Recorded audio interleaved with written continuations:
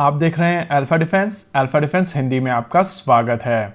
आज के इस वीडियो में हम लोग बात करेंगे लीकिंग JF-17 थंडर के बारे में। देखिए, दुबई एयर शो के दौरान वहां पर LCA तेजस मौजूद था और तेजस की अंडर बेली से एक लिक्विड निकल रहा था, जिसको लेकर पाकिस्तानी काफी ज्यादा परेशान है और जगह जगह पर ये लोग जाकर बोल रहे हैं कि LCA तेजस में लीकेज था। आज सुबह के वीडियो के दौरान हम लोगों ने एक्सप्लेन किया था कि एयरक्राफ्ट के ऊपर एनवायरमेंटल कंट्रोल सिस्टम्स होते हैं और ब्लीड एयर का प्रयोग करते हुए अलग अलग जगहों पर प्रेशराइजेशन और डी आइसिंग की जाती है। इस वीडियो के कमेंट सेक्शन में दो तरीके की कमेंट्स आई हैं। कुछ लोगों का कहना है कि आपने दूसरे किसी एयरक्राफ्ट की फोटोग्राफ नहीं दिखाई है जिसमें इस तरीके की लीकेज दिखाई दे रही हो। तो आइए सबसे पहले ये शिकायत दूर कर देते हैं और अभी हम लोग आपकी स्क्रीन के ऊपर JF-17 थंडर की एक फोटोग्राफ डिस्प्ले कर रहे हैं जिसमें आपको इस तरीके का पानी बाहर निकलता हुआ दिखाई देगा।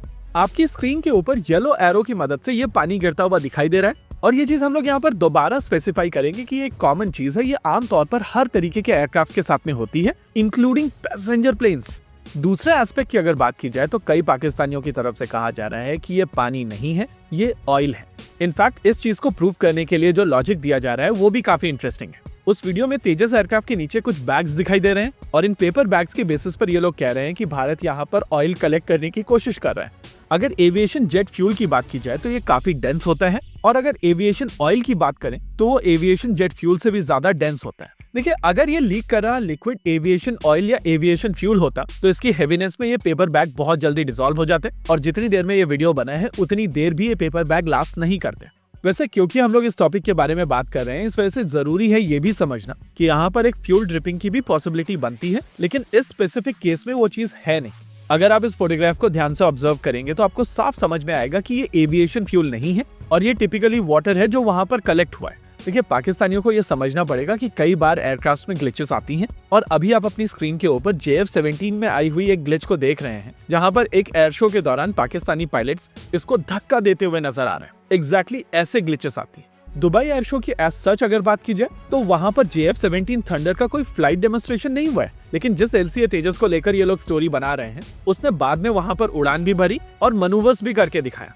टिपिकली अगर एयरक्राफ्ट के सिस्टम्स के साथ में लीकेज होती तो एयरक्राफ्ट को उड़ान नहीं भरने दिया जाता, लेकिन अनफॉर्चुनेटली पाकिस्तानियों की तरफ से एजेंडा यहाँ पर डिस्कशन कभी नहीं था। उनको यहाँ पर एक पॉइंट दिखाई दिया जिसको समहाउ वो सोच रहे थे कि इंफॉर्मेशन वॉरफेयर के तौर पर वो यूज कर सकते हैं और बिना रिसर्च किए उनकी तरफ से ये पूरा का पूरा एपिसोड रन किया गया। एनीवेज, ऐसा नहीं है कि एयरक्राफ्ट के साथ में फ्यूल लीकेज होता नहीं। अगर आप यूनाइटेड स्टेट्स ऑफ अमेरिका की एयरफोर्स के रनवेज को देखेंगे तो आपको वहां पर बहुत सारे ऐसे मार्क्स दिखाई देंगे और ये इंडिकेट करता है कि उनकी तरफ से अपने एयरक्राफ्ट को काफी ज्यादा एक्सटेंसिवली यूज किया जाता है। एज सच अगर LCA तेजस की बात की जाए या दूसरे एयरक्राफ्ट की बात की जाए तो एग्जैक्टली सेंट्रल फ्यूसलाज के एंड के तरफ एक पोर्ट होता है जहां से आप सैंपलिंग के लिए फ्यूल को निकाल सकते हैं और आमतौर पर फ्यूल को यहां से सैंपल करके निकाला जाता है और चेक किया जाता है कि कहीं यहां पर पानी तो नहीं है। अगर मेंटेनेंस क्रू एक गिवन पॉइंट ऑफ टाइम पर इस पोर्ट को बंद करना भूल जाता है तो चांसेस है कि वहां से फ्यूल लीक कर सकता है, लेकिन इस केस में अगर आप फोटोग्राफ को जूम करेंगे तो आपको साफ समझ में आएगा कि यहाँ पर ये पानी ही है।